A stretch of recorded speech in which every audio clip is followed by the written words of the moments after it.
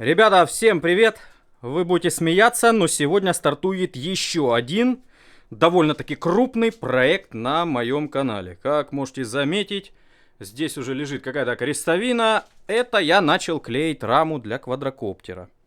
Хочется сделать гигантский квадрокоптер. Вообще в идеале я хотел сделать, чтобы можно было и самому подлетнуть на нем.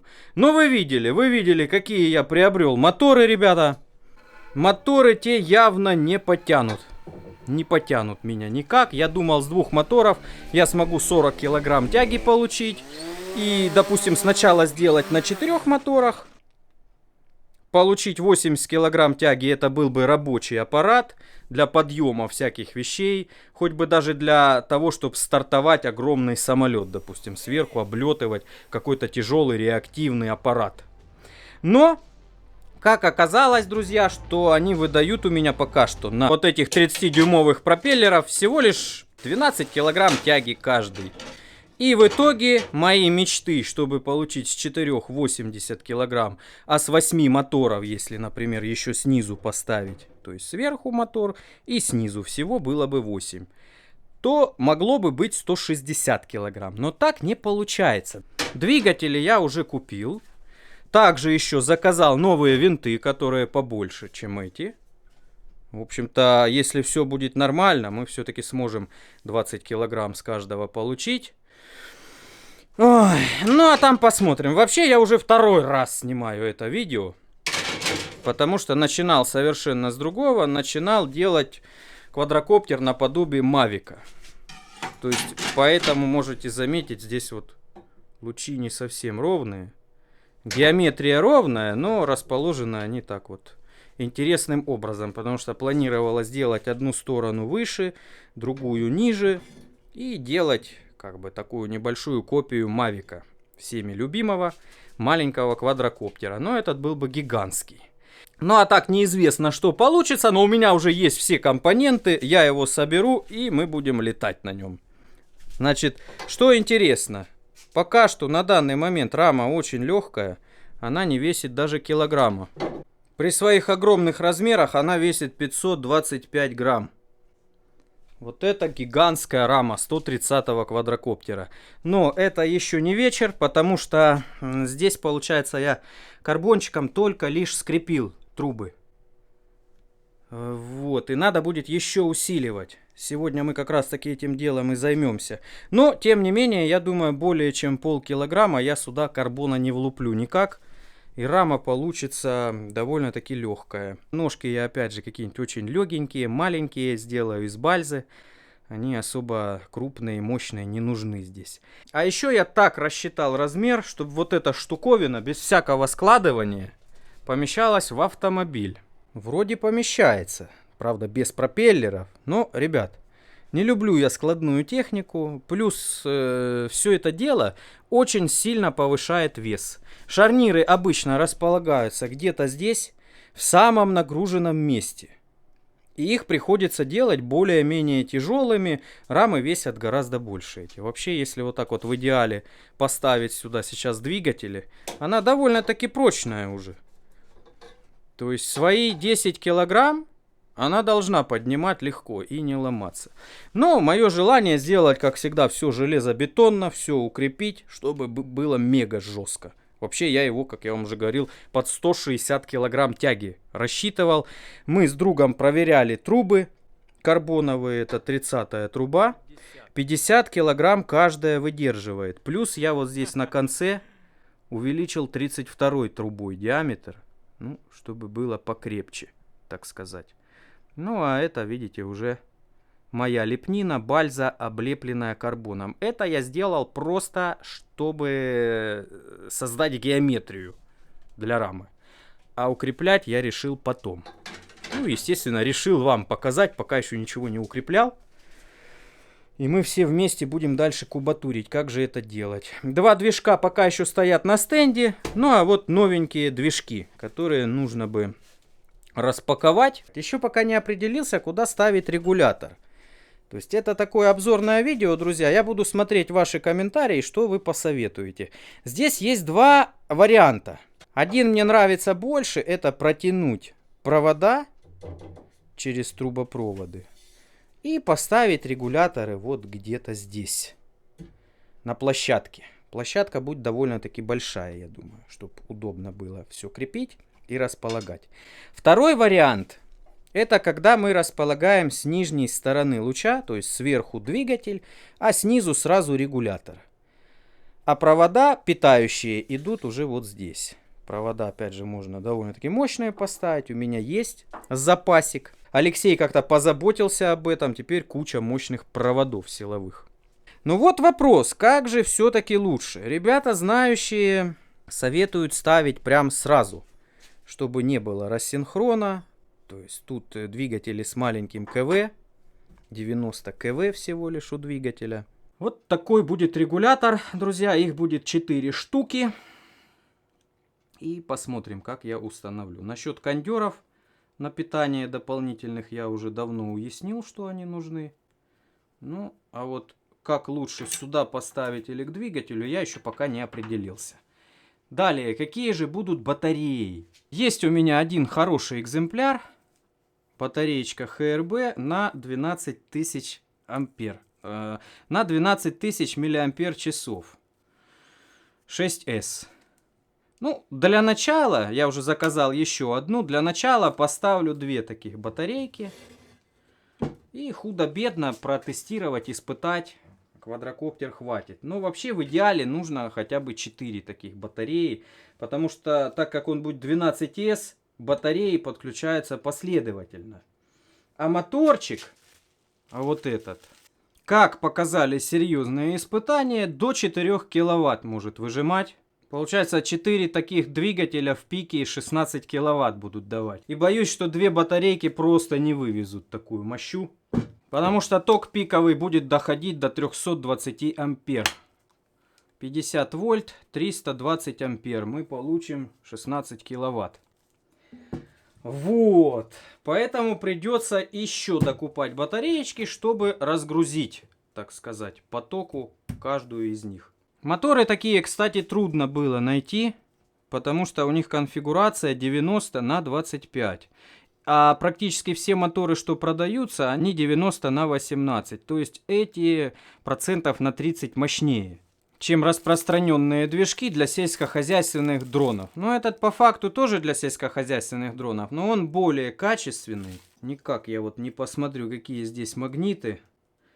Но у него эффективность выше. Я уже несколько движков тестировал для сельхоздрона, и у них крайне низкая эффективность. Хотя они очень дешевые. Этот не такой уж и дешевый. Вот, и он может использоваться для более-менее экономичного полета. Чего я, собственно, и хочу добиться в первую очередь. Для этого буду использовать карбончик в раме, бальзу. Постараюсь не переутяжелить это дело. Очень бы хотелось сделать качественно. Винтики есть 30-дюймовые. Если долго будут идти 35-дюймовые, мы испытаем на этих. Ну, а там посмотрим, что нам дадут 35-дюймовые. Очень бы хотелось бы верить, что дадут они нам многого. А у многих, думаю, возникнут вопросы, зачем я замотал двигатель. Ребята, дело в том, что в мастерской у меня очень пыльно, да и в любом месте, где работают болгарками и идет металлическая стружка, это очень вредно для моторов. Магниты буквально присасывают к себе металлическую пыль, и я стараюсь по возможности движки, если на долгом хранении, если не в коробках, заматывать их как-то, чтобы не притягивалась пыль к неодимовым магнитам. Ну, а по поводу дрона для человека, для того, чтобы полететь самому, ребята, все оказалось не так-то просто. Честно говоря, я думал в эту сторону. Даже ребята из ВМП Авто согласились мне финансово помочь. И я приобрел один из двигателей очень мощных на 15 киловатт. То есть он гораздо мощнее, чем этот. Этот на 4, грубо говоря. А тот на 15. Вообще огромный мотор. Но какая проблема обрисовалась? Нужно катастрофически, просто нереально много денег на все это дело. Выяснилось, что 4 техмотора не хватит, а они на секундочку по 60 тысяч стоили. То есть нужно желательно 6 либо 8 моторов. 6 движков, если бы и подняли, но подняли бы они на непродолжительное время. Ну, то есть это был бы не коптер для человека, а коптер для того, чтобы просто подняться и опуститься. А 8 движков уже могли бы в более-менее экономичном, эффективном режиме работать. И можно было бы создать дрон, который будет летать там 10-15 минут с человеком. Можно куда-то лететь за хлебом, например. Либо в Леруа за краской, чтобы перекрасить мастерскую. Но, ребята, в чем прикол? Реально дорого все это дело. Огромная куча батареек нужна, чтобы стартовать. И, как вы понимаете, уже услышали, 8 моторов, 8 регуляторов. Ну, просто космические деньги. Я как посчитал, там где-то около 1,5 миллиона бюджет. Вот такой вот должен быть. И я от этой идеи просто-напросто отказался.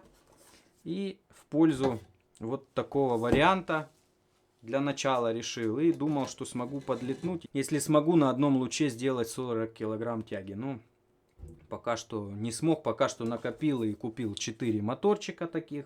4 регулятора. И вот заказал одну батареечку. Еще в плюс к этой. И еще 2 потом закажу. Винты заказал. В общем, все ждем. Будем собирать.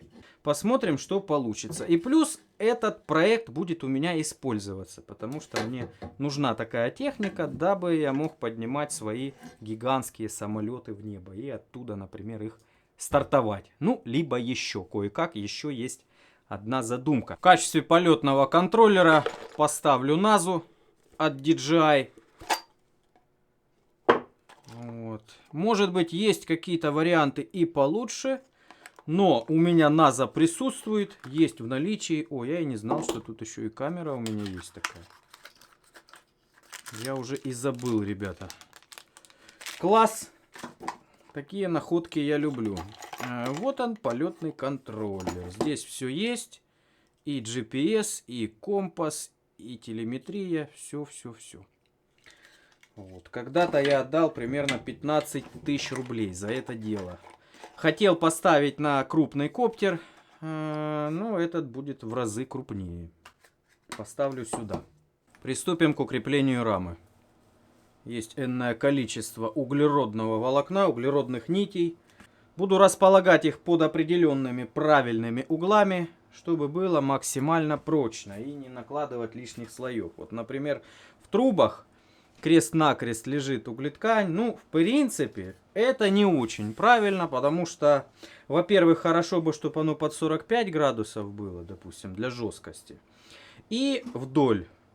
Либо, чтобы было вдоль больше слоев, чем поперек. Потому что, ну, поперек оно и так сдержит трубу. А вот вдоль нужно для жесткости, для основной. Специально возьму длинные нити, чтобы можно было наматывать. Отмерю примерно 100-150 грамм, столько же будет эпоксидной смолы. И добавится вес около 300 грамм. За весь этот карбончик в нитях, ребята, большое спасибо Михаилу. Он даже на форуме раздавал абсолютно бесплатно карбончик. То есть я его получил в подарок от человека, даже не будучи блогером, а просто так зарегистрировавшись на форуме. И там была такая новогодняя раздача от Михаила. Он всем, кто пообещал, что использует в хорошее дело этот карбон, раздал приличное количество его. Представляете? Какие люди бывают? Всем желающим фактически. Не знаю, сделали ли те ребята хотя бы что-то из этого карбона. Ну, я постоянно использую. Не сказать, что я прям целиком что-то делаю из него. Ну, вот он постоянно фигурирует у меня. Ну, вот здесь вот.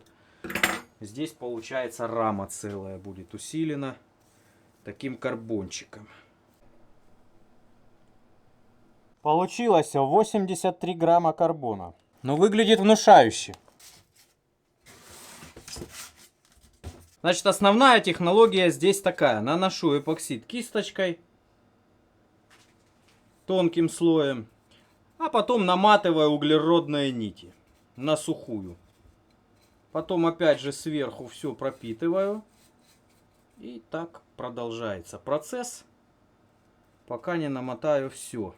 Все 80 грамм.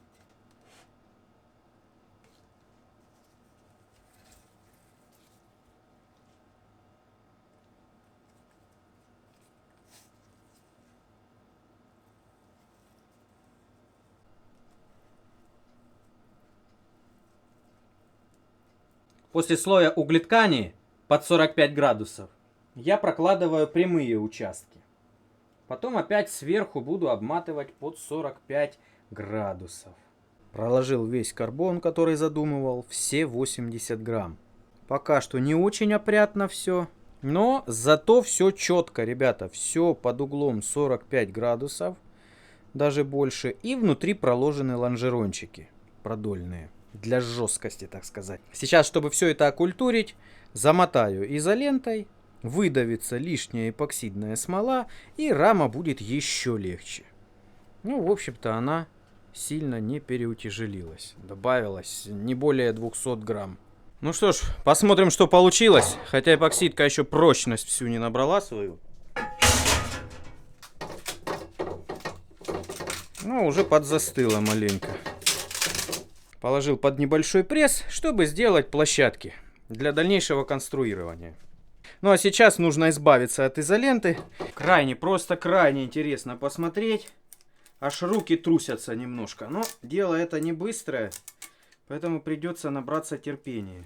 Получился интересный рисуночек, ребят. Ну, от изоленты многого ждать не приходится. Она немножко кривит карбон, потому что она как бы так полукругом его обтекает. Еще может под нее затекать эпоксидная смола. Здесь главная цель была выдавить лишнюю эпоксидку и спрессовать волокна. Потому что как раз таки это очень важно. Ну, судя по той жесткости, которую я сейчас испытываю, у меня все получилось как надо. Так, ну и, ребята, момент истины. Надо же проверить на прочность, выдержит ли она приличную нагрузку. Ставлю на квадратики из пенопласта. Так, равномерно распределяем. Мой собственный вес 80 килограмм. Тестируем.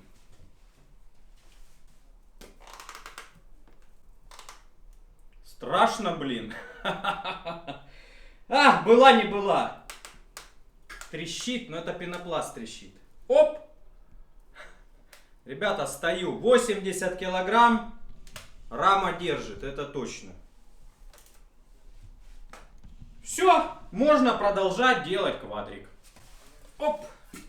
И весит она меньше, чем килограмм. Где-то 700 грамм. Ну, я еще дополню, конечно, вот здесь площадками всякими там и так далее. Ну, пока мне все нравится, все получается.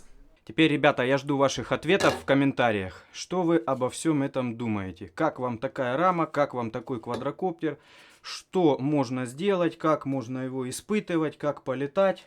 И как, собственно, собирать его, чтобы он нормально, хорошо летал, безотказно и красиво. Подписывайтесь на канал, кто еще не подписан. Поддержите лайком. Всем пока, ребята! До новых встреч! Пришла безумная идея. А что, если винты направить вниз? Чтобы сверху можно было даже какую-то платформу, какую-то площадку организовать. Вот это было бы, по-моему, очень круто.